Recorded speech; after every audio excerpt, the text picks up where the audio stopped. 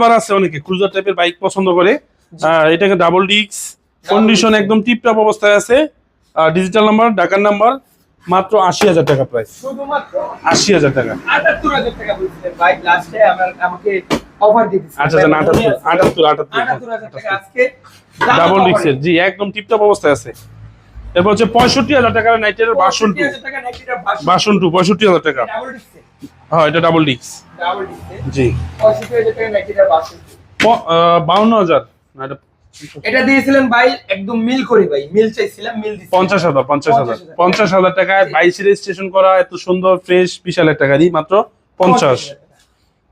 এরপর হচ্ছে digital number প্লেটের একদম ফ্রেশ টিপটপ অবস্থায় আছে এই পালসারটা, নতুন মিটার লাগানো, একদম চাপা টাপা সব নতুন, জি ইঞ্জিনটাও একদম কাজ করানো ফ্রেশ, সিটও ডাবল পার্টের করা হয়েছে। আর এটার প্রাইস মাত্র ৫৫,০০০ টাকা, শুধুমাত্র ৫৫,০০০ শুধু ৫৫,০০০ টাকায় পালসার। Digital number.